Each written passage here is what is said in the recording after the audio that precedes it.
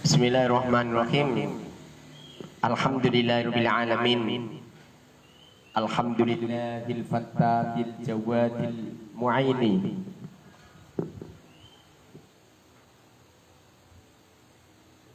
Ala tafaqquhi fiddin.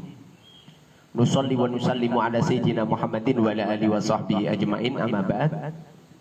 Teman-teman yang dimuliakan oleh Allah Subhanahu wa taala dimanapun Anda berada, pada dasarnya bisa baca kitab kuning itu mudah, enggak sulit. Kata siapa sulit?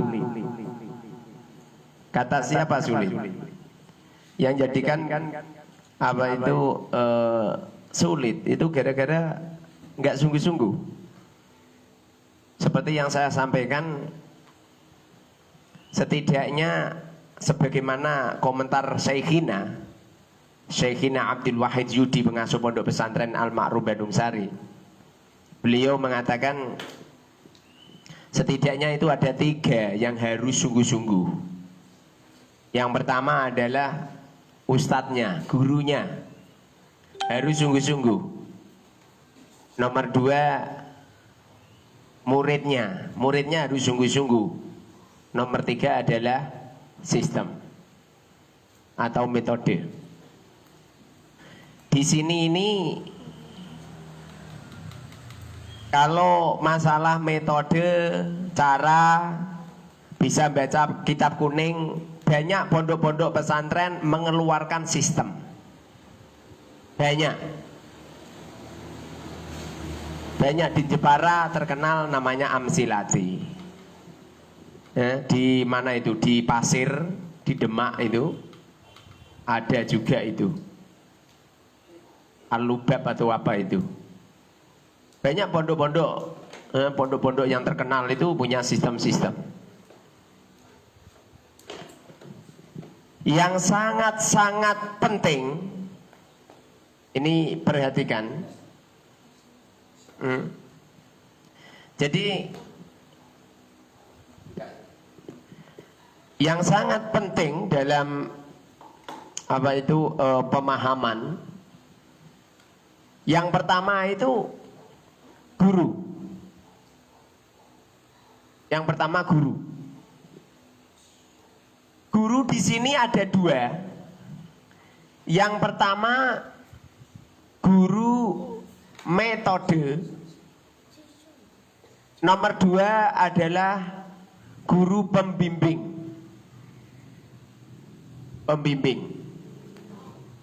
Jadi ada guru yang menyampaikan materi secara metode cepat. Kemudian ada guru pembimbing yang setiap saat menyertai santri.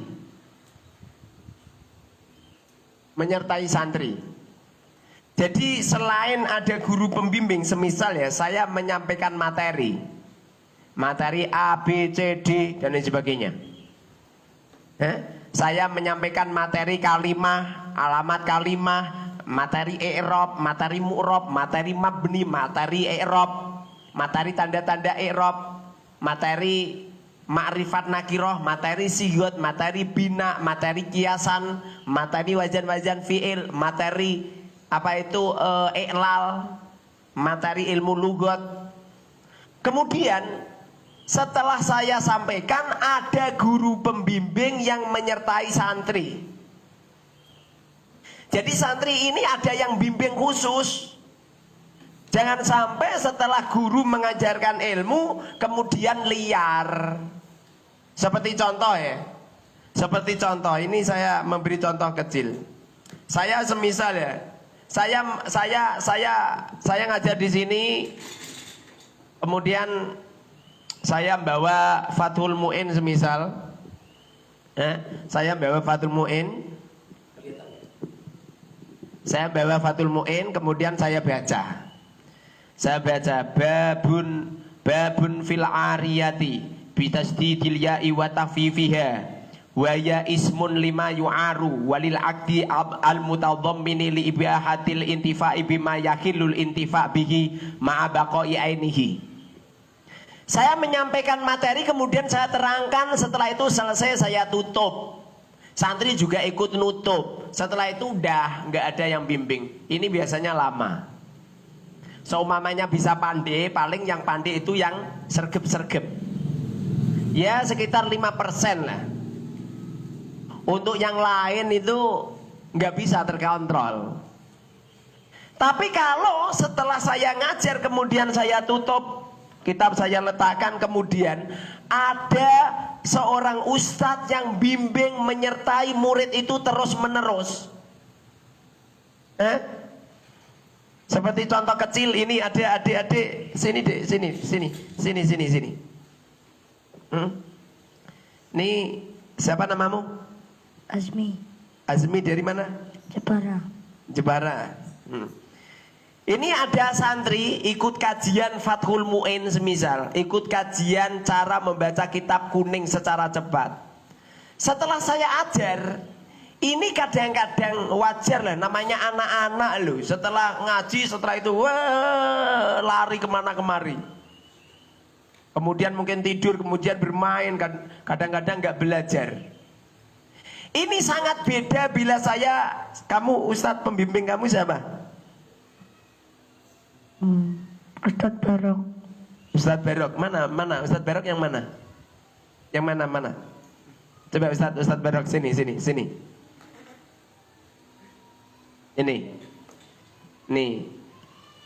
Ini saya kenalkan, namanya Ustadz Barok ini. Ustadz Husni Barok, belum laku-laku nikah.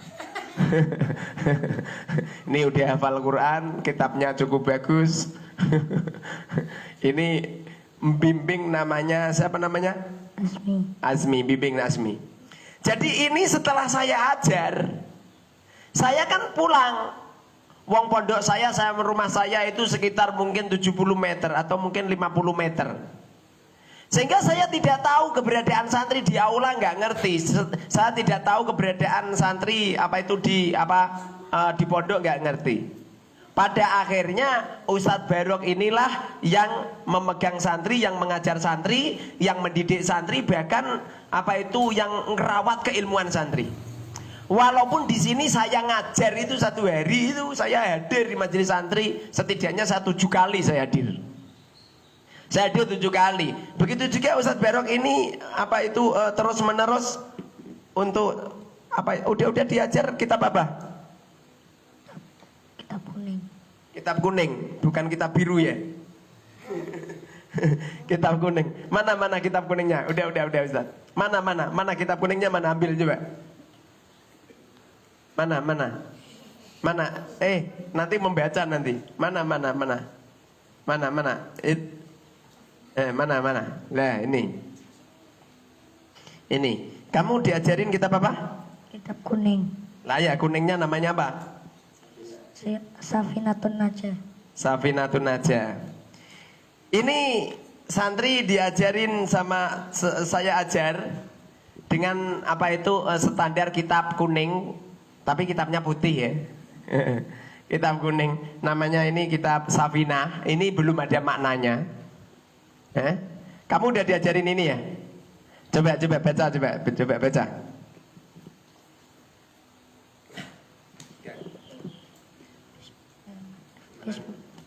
Bismillahirrahmanirrahim.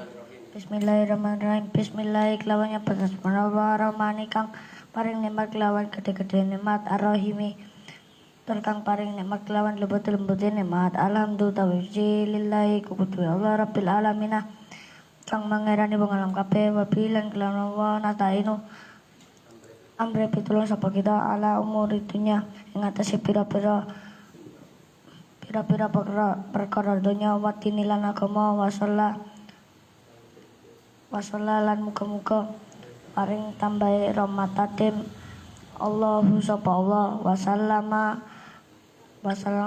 wasallama lan muga-muga paring tambahi keselamatan sapa Allah wasal ala sayyidina ing atase Gusti kita.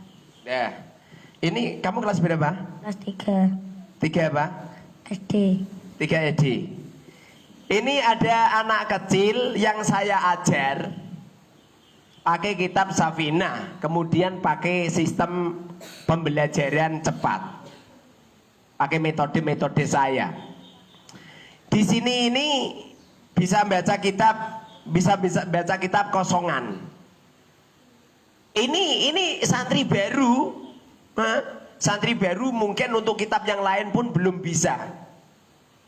Tapi setidaknya ini si Azmi ini mampu untuk menunjuk perkata. Bismillahirrahmanirrahim kalimat Huruf jar.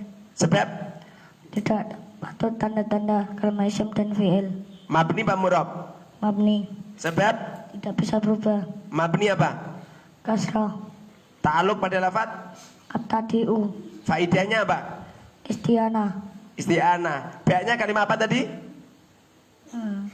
Huruf jar. Huruf jar ada berapa? Nah, 19. Sebutkan. Min ila anala fi rubba baba kaf lam wa kusam ba kusan ta kusan mudu ola ada syata. Apa faidahnya min? Tidak. An. It- Min ila. Tidak. Intiha. An. Mujawazah. Ala. Istiqla. Fi. Darfiyah. Rubah. Kelil taksir. Wawu rubah. Kelil atau taksir. Ba. Istiana. Kaf. Asbi. Lam. Milki. Wawu kosam. Kosam. Ba kosam. Kosam. Tak kosam. Kosam. Mut. Darfiyah. Mundu. Fiyah. Khola. Istisna. Ada. Jisna. Hasa. Istisna. Hatta. Goya. Oh ya. Jadi materi yang saya sampaikan ini sistemnya ini harus hafal. Jangan sampai nggak hafal. Kalau panjenengan hanya sekedar melihat, memahami materi saya, kemudian materi kamu tidak hafal, ya tidak bisa. Coba ini. Pegang. Apa tanwin? Harokat yang double. Ada berapa tanwin? 3. Sebutkan. Dematan fatatan kasratan win. Contohkan. Zaitun. Yang al contohkan. Alhamdulillah. Z ada? 3. Sebutkan. Kasrah kasratan mudafilah. Huruf Z ada? 19. Apa mudhof? Susunan pertama dari idhofah. Apa idhofah? Susunan mudhaf dan mudafilah. Apa mudhof ilaih? Susunan kedua dari idhofah. Musnad ilaih ada berapa? 6. Sebutkan. Fa'il naibul fa'il mutada isimnya kana wa awatiya isimnya inna wa awatiya maf'ul bi bertanya dona wa awatiya. Apa tidak? Panggilan. Ada berapa huruf tidak? 10. Sebutkan. Ai aya wa aywa ayatuha. Kalimat isim ada berapa? 2. Apa? Huruf mabni Apa murab? bisa berubah, Apa mabni? tidak bisa berubah. Ini contoh kecil ini. Contoh kecil. Dan ini termasuk santri baru. Coba santri baru lagi. Mana? Yang baru. Sini. Ya. Nih, ini juga santri baru. Ini mengikuti cara baca kitab kuning pakai sistem arba'in atau sistem hanya dipelajari 40 hari. Apa Erok? Perubahan akhir kalimat yang disebabkan beberapa air yang masuk di dalam lafaz atau kira-kiranya.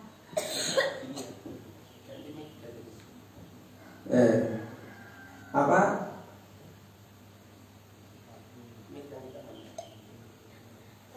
Erok ada berapa? Bat. Sebutkan. Rafa nasab jazayam. Rafa nasab jazayam. Ini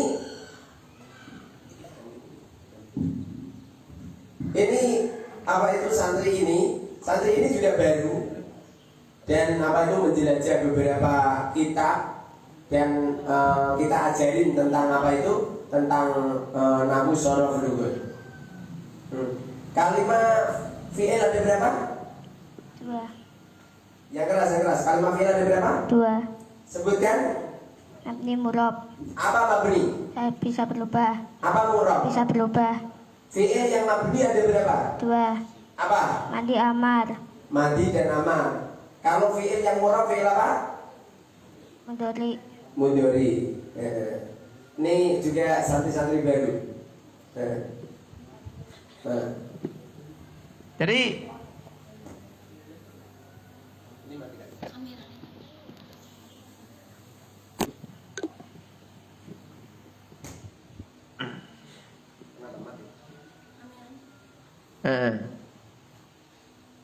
coba kita perhatikan. Jadi cara untuk metode itu bagus dan cepat, itu caranya itu memang gurunya ini harus hebat dulu, gurunya ini harus profesional. Jadi ada guru mengajar metode, ini guru metode materi. Kemudian ada guru pembimbing yang menyertai murid setiap saat.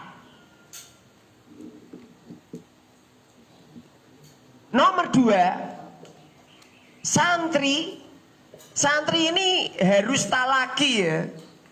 Kalau santrinya lewat media sosial sulit. Jangankan kita ya, kita yang sama-sama manusia. Rasulullah mendapatkan wahyu dari Allah itu saja langsung talaki dengan malaikat Jibril.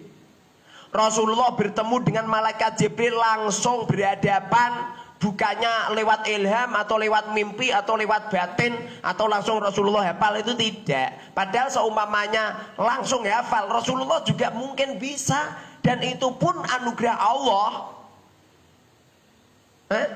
Wong Rasulullah ini adalah manusia yang terpilih. Tapi kenyataannya Rasulullah bertemu langsung dengan malaikat Jibril. Ini membuktikan bahwasanya belajar mengajar yang paling tepat adalah berhadapan langsung dengan seorang guru, tidak lewat media sosial. Seumpamanya media sosial itu hanya dibuat batu loncatan saja.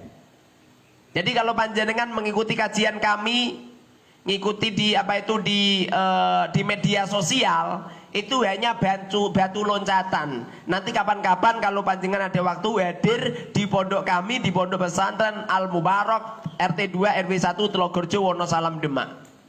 Langsung berhadapan. Nanti hasilnya akan maksimal. Jadi santri ini harus sungguh-sungguh. Harus sungguh-sungguh.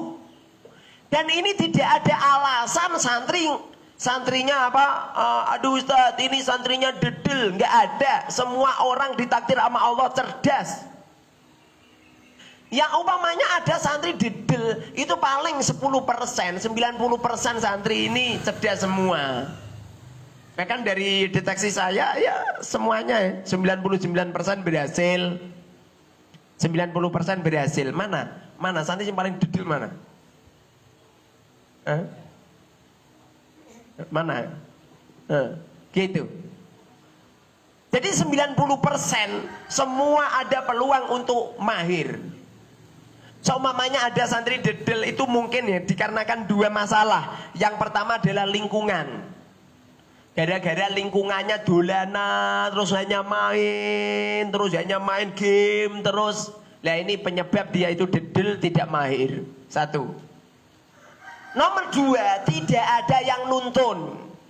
Jadi orang dedel itu gara-gara nggak ada yang nuntun. Kalau ada yang nuntun, kalau ada yang ngarahkan, secara otomatis orang itu akan terpengaruh sama orang yang dihadapi. Coba kira-kira seumpamanya di sini ada orang nuangin jerit, apa yang terjadi? Pasti kamu sedih kamu. Tapi apa yang terjadi di saat di depan kamu ini ada orang yang tertawa berbuah-buah, jingkrak mencorot sampai jungkir balik juga, pasti kau akan tertawa juga. Jadi orang itu akan terpengaruh dengan siapa yang dihadapi. Guru pembimbinglah sangat penting dalam pembahasan ini. Seringkali ada beberapa santri mondok ini nggak sungguh-sungguh. Kadang-kadang padahal kiainya udah sungguh-sungguh, santrinya nggak sungguh-sungguh. Bahkan ada yang dua-duanya nggak sungguh-sungguh. Kiainya ngajarnya ya jarang, malah kadang-kadang kiainya nggak pernah ngajar. Kiainya punya pondok, santrinya banyak, pak kiainya nggak pernah ngajar. Yang ngajar itu anak buah, yang ngajar itu santri-santri. Yang kadang-kadang keilmuan santri itu belum bulat, belum maksimal. Dan yang nomor 3 adalah metode. Metode itu sistem. Sistem itu seperti saya ngomong sama sampean. Saya ngomong gini, Kang, Mbak, mempelajari ilmu nawu sorof itu hanya mempelajari ilmu 3 tok til. Hanya mempelajari ilmu S3 saja. Ilmu 3 ini diringkes jadi satu kata, namanya kalimah. Paham? Jadi yang kita pelajari supaya kita paham mahir tentang nawu sorof lugot, itu yang asli itu hanya mempelajari kalimah saja. Kalimah saja. Kalimah itu apa kalimah? Ucapan yang satu. Ucapan yang satu. Jadi kalimah itu ucapan yang satu. Ada orang bilang gini, saya makan roti dengan garpu. Ini namanya satuan-satuan kata, namanya kalimah. Saya buat contoh. Saya makan roti dengan sendok semisal. Dengan sendok. Satuan kata ini namanya kalimah. Apa kalimah? Ucapan yang satu. Udah selesai. Ini kamu sudah menguasai nawu sorof lugot. Tapi hanya sekedar kalimah tok. Paham? Apa kalimah? Ucapan yang satu. Cara untuk mempelajari santri biar mahir, caranya itu toh. Caranya ini yang kecil ini suruh maju. Kalau belum hafal jangan dipindah. Sini. Canyar siapa wi? Nama kamu siapa? Sini. Sini. Setelah saya menyampaikan kalimah, ini anak kecil ditanya, apa kalimah? Ucapan itu. Apa kalimah? Ucapan yang satu. Apa kalimah? Ucapan yang satu. Nanti diwirid ya 100 kali ya.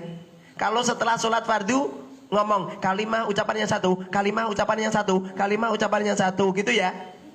Gimana tadi? Apa kalimah? Ucapan yang satu. Ulangi lagi coba. Kalimah ucapan yang satu. Ucapan yang satu. Ada kalimahnya. Kalimah ucapan yang satu. Kalimah ucapan yang satu. Lagi terus. Kalimah ucapan yang satu. Terus. Kalimah ucapan yang satu. Udah hafal? Udah. Lah. Kalau sudah hafal, ini mohon ini sistem ini. Kalau sudah hafal kan lari dia. Kalau sudah hafal kalimah adalah ucapan yang satu, nanti ditambah lagi. Ditambah lagi yaitu kalimah ada 3. Isim, fi'il, huruf. Kalimah ada berapa? 3. Sebutkan? Lah. Setelah itu, setelah disampaikan materi yang semacam ini, saya akan memanggil santri lagi. Sini. Sini, ini santri baru ini. Nama kamu siapa? Ilyas Yunus. Zakaria, Yahya. Ilyas ya. Dari mana? Gerobokan daerah mana? Amerika, apa Kuwait, apa Hong Kong, apa Cina? Jawa mana? Jawa Tengah. Oh, Jawa Tengah, ya. Ayah ibu masih hidup maksud saya, masih hidup. Oh iya. Aku kira udah yatim. Ini ada namanya Ilyas, santri baru ngikutin saya. Jadi setelah saya sampaikan materi kalimah, ada berapa kalimah, kemudian disebut. Ini saya tanya, nanti kalau sudah hafal atau nanti tambah lagi. Apa kalimah? Ucapannya itu. Ada berapa kalimah? 3. Sebutkan. Isim, fi'il, huruf. Udah hafal? Udah. Pinter. Dah, duduk. Caranya seperti itu. Jadi materinya nggak usah banyak-banyak. Materinya nggak usah banyak-banyak. Sedikit yang penting hafal. Kenapa bisa seperti itu? Al ilmu fi sudur. Ilmu itu ada di hafalan. Ilmu itu ada di dada, bukan di kitab. Kalau di kitab lah nanti ya orang-orang fakir akan kalah sama orang-orang kaya. Orang kaya itu kitabnya banyak. Beli kitab 1 tronton bisa orang kaya. Kalau orang fakir ini juruminya aja. Subhanallah. Punya kitab juruminya disuamai nyampe double-double. Samai koran, samai plastik, wadah semen ya. Subek ditambal-tambal. Tapi anaknya orang fakir ini punya kelebihan, dia hafal, sementara anaknya orang kaya kitabnya banyak, dia nggak hafal. Ini mubadzir ini. Apa manfaat sebuah ilmu kalau nggak hafal? Ini saya naikkan lagi. Saya tambah lagi materinya. Setelah saya terangkan kalimah apa kalimah? Ada berapa kalimah? Sebutkan. Kemudian saya naikkan lagi. Kalimah isim adalah nama. Fi'il adalah pekerjaan. Huruf adalah tidak nama, tidak pekerjaan. Ini santri yang mengikuti kursus, jangan sekali-kali merubah kata-kata saya. Jadi kata-kata saya jangan dirubah. Apa isim? Nama. Apa fi'il? Pekerjaan. Apa huruf? Tidak nama, tidak masalah. Jangan merubah, walaupun sampeyan ada santri yang mondok ke sini, tadinya mungkin dari pondok besar, kemudian dia paham al-ismu hiya kalimatun tadullu ala ma'nan fi nafsihi walam taktarin bi zamanin. Kalimat isim adalah kalimat yang menunjukkan makna dirinya sendiri dengan tidak disertai dengan zaman. Walaupun bisa seperti itu, di sini di majelis saya tidak boleh ngarang-ngarang sendiri dan tidak boleh membawa ilmu dari luar, harus dikosongkan. Jadi akalnya harus dikosongkan. Akalnya dikosongkan. Kalau sampean pengen ngambil ilmu dari saya, kemudian itu sama saja sampean pengen mengambil air dari saya. Kalau sampean bawa ember, kalau sampean bawa bejana panjenengan sudah penuh. Sampean bawa ember, tapi ember kamu sudah penuh air. Bagaimana mungkin kau bisa ngambil air dari tempatku? Makanya kosongkan dulu, caranya seperti itu. Kemudian setelah sampeyan mengetahui tentang kalimah, dan jumlah kalimah ada 3, sampeyan dituntut untuk mengetahui tanda-tanda kalimah.